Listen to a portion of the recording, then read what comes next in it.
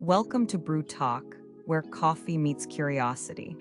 If you're new here, hit subscribe and turn on notifications because we dive deep into what's inside your daily cup and what it's really doing to your body and brain. Today's question is simple but surprisingly controversial. How many cups of coffee are actually safe to drink each day?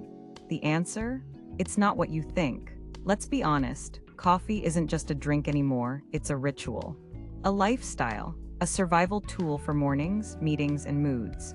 But behind every delicious sip lies a quiet uncertainty. Am I drinking too much? Will this give me anxiety or help me focus? Is it helping my heart or stressing it out?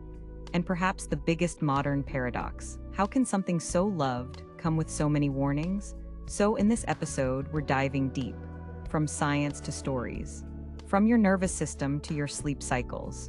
We're exploring how coffee works in the body, and more importantly, where the safety line actually is. Let's get into it. Before we talk about how many cups, we need to talk about what's in each one. Most people hear caffeine and picture a single unit, but caffeine content can vary wildly, depending on roast, brew method, bean type, and size. Here's a quick guide.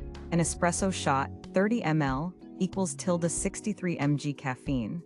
A regular 8 Oz drip coffee equals 80 to 120 mg. Cold brew. That can go up to 200 mg per serving. Energy drinks and bottled coffees often sneak in 150-300 mg. So when we ask, how many cups are safe? What we're really asking is, how much caffeine is safe per day? According to major health authorities like the FDA and the European Food Safety Authority, the recommended upper limit for healthy adults is 400 milligrams of caffeine per day. That's the equivalent of 4-5 cups of regular brewed coffee, 2-3 strong cold brews, or around 6-7 espressos. But here's where it gets tricky. That's not a target, it's a ceiling. And even within this limit, the effects vary based on age, gender, body weight, genetics. Yes, caffeine sensitivity is partly genetic. Liver metabolism speed. Hormonal cycles, especially for women.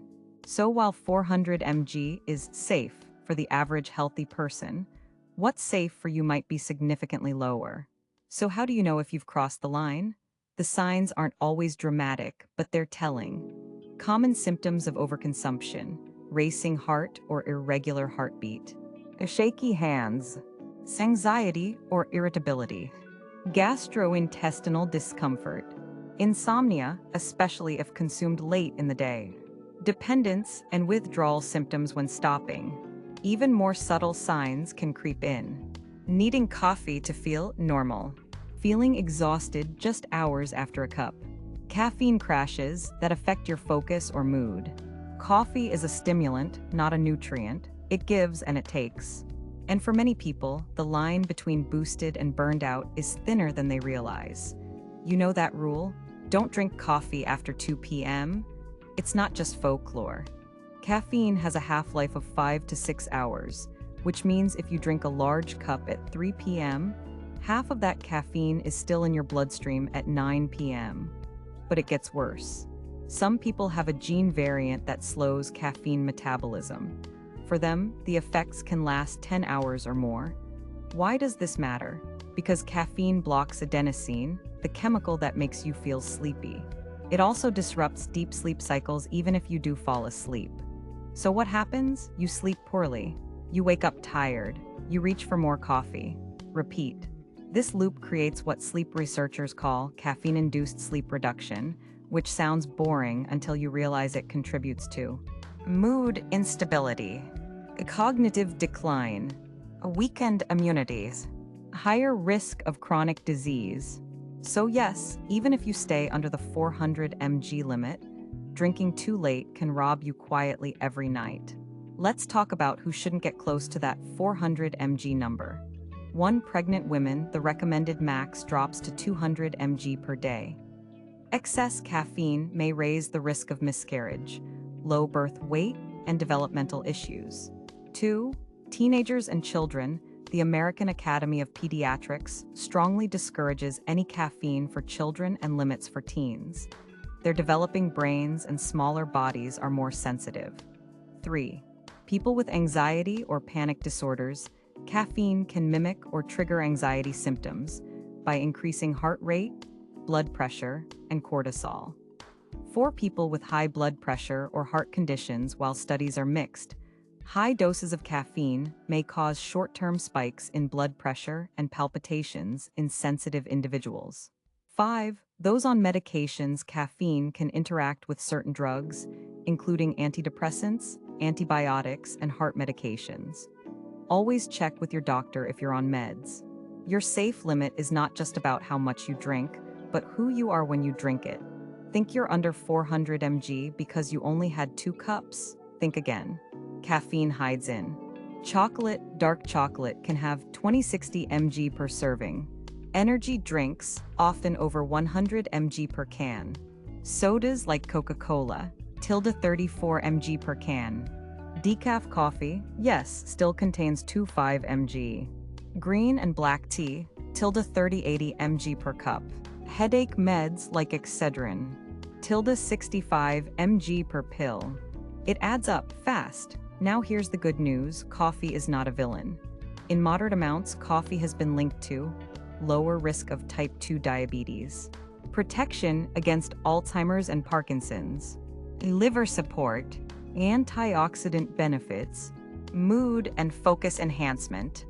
But these benefits tend to peak at 3 to 4 cups per day.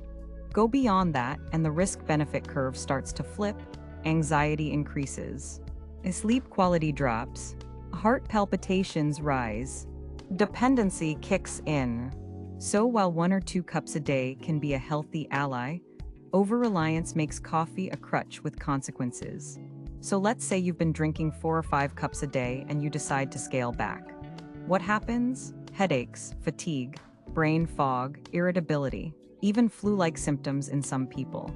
Caffeine withdrawal is real and surprisingly common. It usually begins within 12-24 hours after your last cup and can last for 2 to 9 days. Why? Because your brain gets used to the daily boost. It compensates for the caffeine by producing more adenosine receptors. So when caffeine suddenly disappears, you feel the crash. The good news? Your body recalibrates quickly. Reducing your intake gradually, say, dropping by half a cup each week, is the best way to avoid harsh withdrawal symptoms. Swap 1 cup for decaf, or replace it with green tea, which contains less caffeine. Don't panic. Your energy levels will come back. In fact, some people report feeling more stable and less jittery once they cut down. Here's the tricky part. Coffee isn't just caffeine. It's a comfort, it's a ritual, it's social. Cutting back can feel like you're losing a friend, so don't treat it like punishment. Reframe it as an experiment. Ask yourself, when do I actually need coffee? When do I drink it just because I'm bored or stressed? Can I replace 1 cup with a walk, a stretch, or hydration? Also, try these. Switch to half calf. Delay your first cup by an hour after waking up. This stabilizes your cortisol. If you have sleep issues. Remember, you're not giving up coffee. You're giving up dependency. Big difference. Before we wrap up, let's bust a few persistent myths. Myth 1, coffee dehydrates you. False. While caffeine is a mild diuretic, the fluid in your coffee offsets it. For most people, coffee contributes to your daily hydration. Myth 2, coffee leaches calcium from your bones, only in excessive amounts and with poor nutrition. If you get enough calcium in your diet, moderate coffee intake is safe. Myth 3, coffee stunts your growth. This one's straight from grandma. There's no scientific evidence to support it. Myth 4, coffee is bad for your heart. Actually, moderate coffee drinkers often have a lower risk of heart disease. Unless you have existing conditions or are highly sensitive, your heart's likely fine.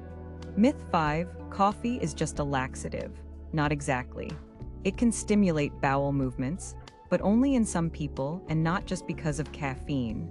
It's more complex, involving the gut-brain axis and certain acids in the coffee itself. So relax. Coffee isn't a monster, but it's not a miracle cure either. Here's the bottom line. 1 to 3 cups per day is considered safe for most adults. Up to 400 mg of caffeine is the upper daily limit. That's about 3-4 standard cups. Pregnant or breastfeeding, stick to 1-2 cups max. Sensitive to caffeine, you already know your limits, listen to your body. Trouble sleeping? But don't just count cups, count context. Your weight, metabolism, stress, sleep, and even your genetics all shape how coffee affects you. It's not just about how much, it's about how it makes you feel. Coffee isn't just a drink, it's a ritual, a coping mechanism, a pleasure, and yes, a stimulant with real physiological effects. It can power your mind or wreck your sleep. It can boost your health or spike your anxiety. The truth is in the balance. So whether you're a 1 cup a day sipper or a triple espresso warrior, just remember, you're not defined by how much coffee you drink, but how consciously you drink it. Choose wisely, sip slowly. And hey, maybe take a coffee break from coffee itself, now and then. If this helped you understand your favorite beverage a little better, hit that subscribe button for more surprising, science-backed breakdowns, one sip of truth at a time. This is BrewTok. Stay curious, stay caffeinated wisely.